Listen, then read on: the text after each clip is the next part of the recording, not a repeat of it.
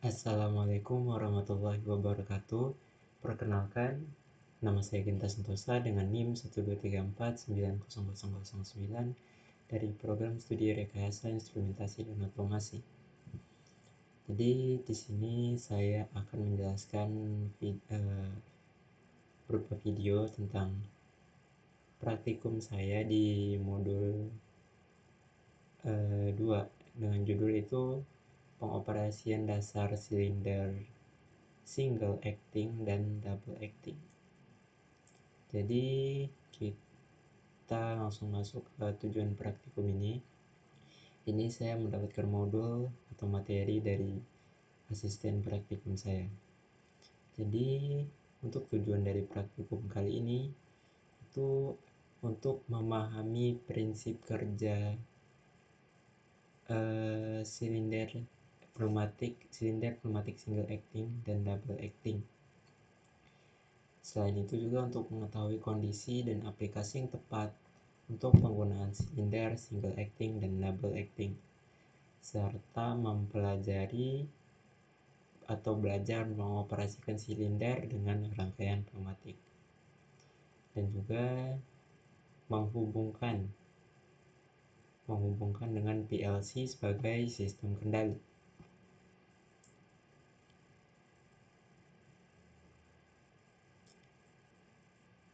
Dari materi ini akan timbul beberapa pertanyaan seperti kenapa, apa itu silinder single dan double acting, lalu kenapa ini penting? Karena silinder pneumatik banyak digunakan dalam industri. Contohnya tuh otomatisasi, mesin packaging, pintu otomatis, konveyor, hingga robot pick and place. Jadi dengan mempelajari modul ini kita sedang belajar dasar dari sistem industri modern. Mungkin untuk menjawab pertanyaan-pertanyaan ini kita akan lanjut ke materi. Kita akan membahas tentang silinder single acting dan double acting. Kita mulai dari silinder single acting. Silinder single acting itu hanya punya satu port udara. Saat udara, mungkin kita baca satu-satu dulu.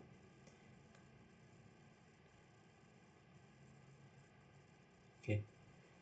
Jadi silinder single acting ini itu hanya punya satu port udara. Saat udara bertekanan masuk, piston itu terdorong keluar. Nah, jadi saat tekanan dihentikan, piston kembali dengan bantuan tugas atau beban eksternalnya. Nah, bisa dilihat ciri-cirinya. Dan ini itu juga konstruksi sederhana atau mudah dirawat. Selain itu juga hemat udara, efisien lah untuk sistem kecil. Dan gaya penuh itu hanya untuk saat maju. Tapi baliknya itu lemah. Kalau misalnya kita ambil contoh nyatanya, itu ada pada mesin cetak untuk mendorong kertas, pada mekanisme ejektor untuk mendorong produk keluar dari cetakan, dan juga pada sistem clamping atau penjepit yang tidak memerlukan gaya balik yang besar. Nah, jadi seperti itu contoh dari dan penjelasan dari silinder single acting. Nah, kita akan lanjut ke silinder double acting. Nah, untuk silinder double acting itu punya dua port udara. Port udara depan itu piston maju, sedangkan udara ke port belakang itu pistonnya mundur. Nah, bisa dilihat di sini ciri-ciri utamanya. Itu gaya dorong itu sama kuat di kedua arah. Jadi berbeda dengan single acting yang hanya satu arah. Kalau ini dua arah, namanya juga double acting. Jadi gaya dorongnya sama kuat di kedua arah. Gerakannya lebih halus dan bisa diatur kecepatannya dengan flow control. tapi konsumsi udaranya lebih banyak dibandingkan single acting karena dia double, ada dua port. Nah, mungkin kalau untuk contoh nyatanya itu seperti pintu otomatis kayak di mall atau di bandara, dan juga mesin packaging yang melakukan gerakan berulang yang cepat gitu. Selain itu ada juga lengan robot industri yang melakukan handling material. Nah, jadi untuk seperti itu kira-kira untuk silinder yang double acting ini. Nah, perbedaan di antara keduanya itu, kalau mungkin perbedaan singkat ya, single acting itu lebih sederhana, dia lebih hemat, tapi hanya efektif di satu arah saja. Sedangkan kalau di silinder double acting, itu konsumsi lebih banyak, tapi dia lebih kuat dan juga stabil serta fleksibel karena dia dua port. Jadi seperti itu kira-kira teman-teman. Nah, kita lanjut ke kondisi dan aplikasinya. Nah, jadi kapan sih sebaiknya kita menggunakan dari tiap-tiap silinder ini? Nah, jadi eh, hmm, kalau untuk single acting itu digunakan bila hanya butuh gerakan satu arah kerja. Contohnya penjepit, ejektor, atau pengangkat ringan. Nah, apa sih keuntungan kita menggunakan single acting? Kenapa kita kalau pekerjaan-pekerjaan ini menggunakan single acting? Karena keuntungannya adalah hemat biaya, tapi tidak cocok untuk aplikasi yang butuh gerakan bolak-balik terus-menerus. Jadi seperti itu teman-teman. Nah, kalau untuk double acting, itu dipakai saat butuh gerakan bolak-balik stabil dengan gaya sama kuat. Contohnya misalnya itu di mesin industri yang harus beroperasi berulang kali dengan kecepatan tinggi. Nah, mungkin dari kedua silinder ini, contoh perbandingan nyata itu misalnya, bayangkan misalnya pintu otomatis. Kalau misalnya pintu otomatis itu pakai single acting, pintu itu hanya bisa membuka dengan kuat, tapi pas dia nutup itu lambat karena hanya ada satu port atau satu pegas juga kan. Nah, jadi pasti hasilnya kurang nyaman. Kalau misalnya orang masuk, kebukanya cepat, tapi pas nutup lagi dia bakal lama. Otomatis itu akan menghambat pergerakan ya. Nah, jadi seperti itu. Hasilnya kurang nyaman. Nah, sedangkan kalau misalnya kita pakai double acting, pintu pintu itu bisa membuka dan menutup dengan kecepatan yang sama, lebih halus dan bisa diatur sesuai kebutuhan. Jadi lebih efisien. Seperti itu contoh penggunaan dan perbandingan nyata di antara kedua silinder ini, antara silinder single acting dan double acting. Nah, kita bakal lanjut untuk ke cara pengoperasian. Cara pengoperasian single acting dan double acting seperti yang tadi sudah saya jelaskan. Kalau untuk single acting, udara masuk, itu pistonnya terdorong keluar. Nah, selain itu, suplainya dihentikan, jadi pegas menarik piston kembali.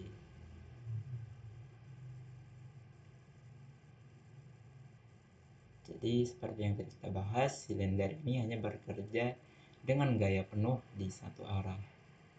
Sedangkan untuk cara pengoperasian double acting, itu udara dialirkan ke salah satu port. Nah, jadi piston maju, nah lalu udara dialirkan ke port sebaliknya, pistonnya mundur. Jadi kecepatan piston itu bisa diatur dengan katup kontrol aliran atau flow control. Jadi inilah sebabnya yang membuat double acting ini lebih sering dipakai dalam dunia industri, karena bisa disesuaikan dengan kebutuhan, lebih fleksibel, lebih cepat, lebih efisien juga. Seperti yang kita bahas tadi, perbedaan antara single acting dan double acting.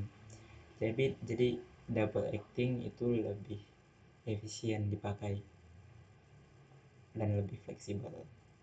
Jadi seperti itu teman-teman. Nah, kita lanjut pneumatik ke PLC. Nah, di sini kita masuk untuk ke integrasi pneumatik dengan PLC. Jadi alurnya itu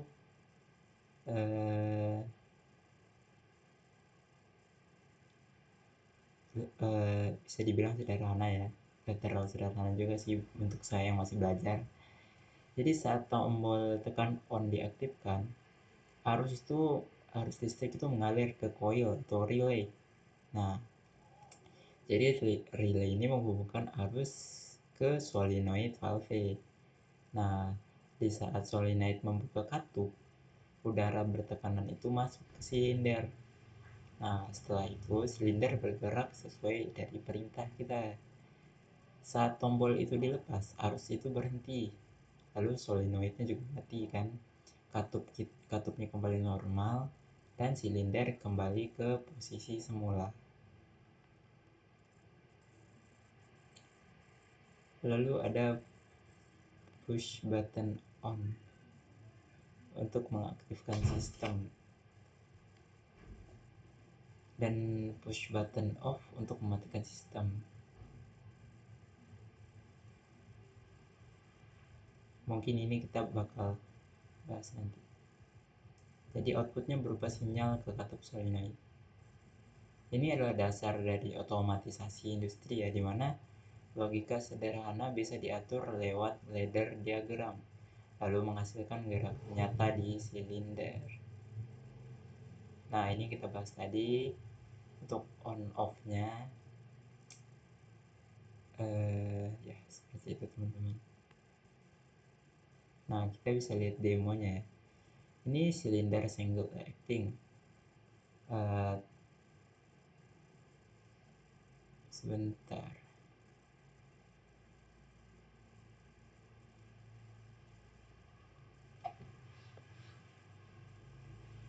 Jadi kalau misalnya ini kita pakai silinder single acting, itu saat kita tekan tombol piston maju karena ada udara masuk. Lalu untuk saat lepas tombol piston kembali ke posisi semula karena pegas. Jadi ini cocok untuk mekanisme ejector atau clamping. Nah, sedangkan ini kalau misalnya kita pakai di double acting, jadi pas kita tekan tombol udara ke port depan, itu piston maju. Saat kita lepas tombol, alirkan ke port belakang, lalu piston mundur. Jadi gerakannya lebih kuat, stabil, dan bisa bolak-balik terus. Di apa ya? Dalam sistem ini itu PLC mengendalikan solenoid valve. Alhamdulillah. Maaf. Jadi dalam sistem ini itu PLC mengendalikan solenoid valve yang menentukan aliran udara. Jadi meskipun rangkaiannya terlihat sederhana, prinsip kerjanya sama dengan mesin otomatis besar di industri. Jadi itu ini seperti trainer PLC Pudak Scientific yang saya gunakan. Nah, yang ini ya. Nah, nah ini Nah, ini untuk on off-nya dan ini untuk outputnya.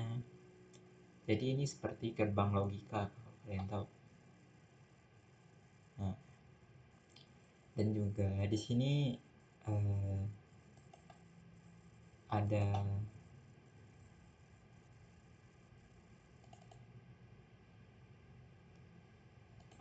contoh rangkaiannya.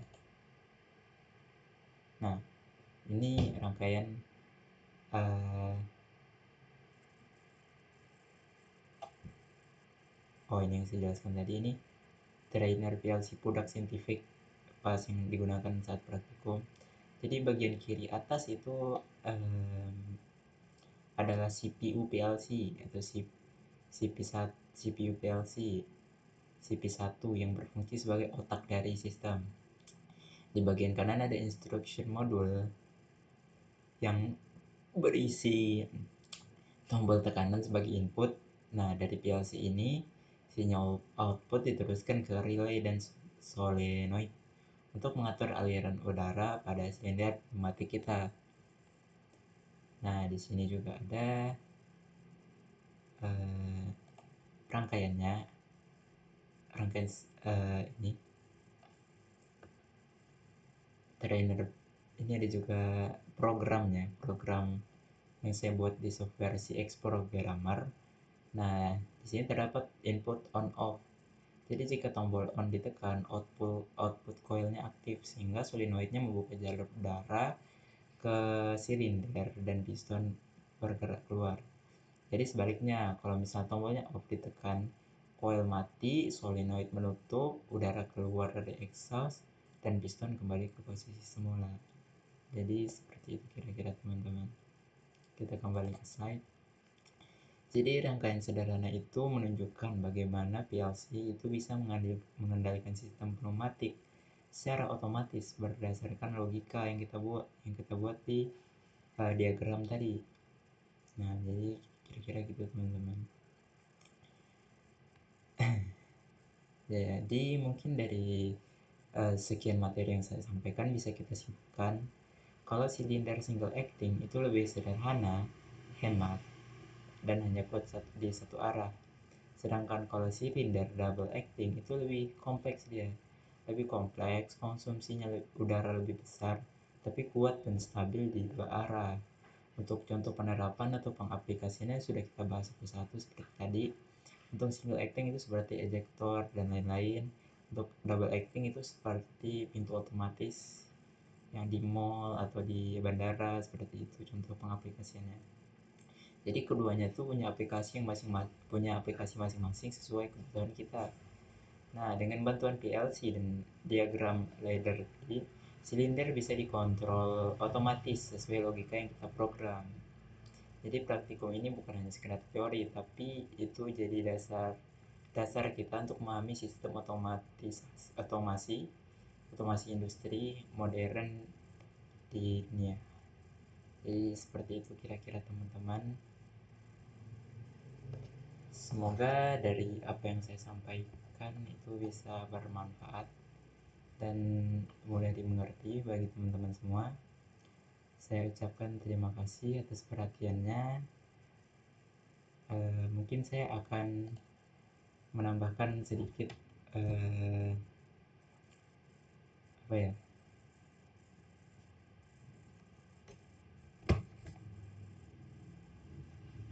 Sedikit penjelasan lagi mungkin apabila kurang mengerti. Mungkin saya akan melihatkan kembali di CX programmer ini tadi. Saya akan ulang mungkin agar lebih mengerti. Nah, jadi untuk mungkin saya akan buat ulang ya, biar kalian bisa melihat prosesnya. Di sini saya akan buat ulang. Oke, saya akan buat ulang. Di sini akan kasih 0 titik. Ini untuk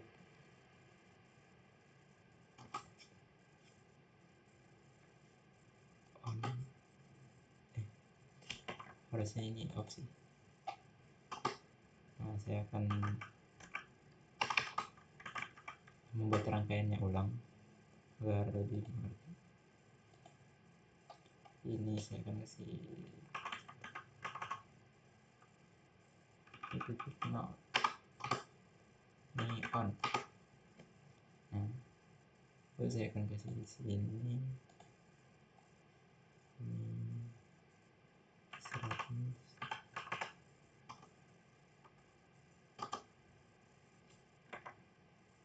Nah, lalu di sini juga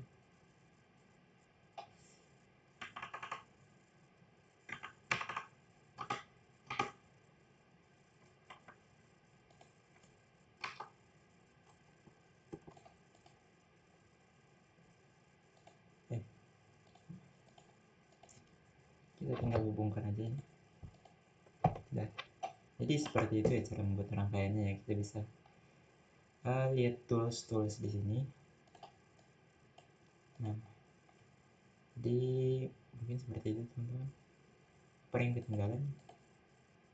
Oh, salah teman-teman. Kayaknya ini di sini saya salah ya. Karena harusnya menggunakan yang ini. Menggunakan ini.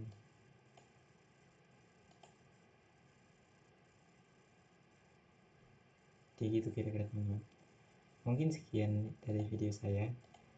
Semoga dapat dipahami ya dari video saya ini. Mohon maaf apabila terdapat kata-kata yang kurang jelas atau kurang dimengerti, saya mohon maaf. Terima kasih sudah menonton. Assalamualaikum warahmatullahi wabarakatuh.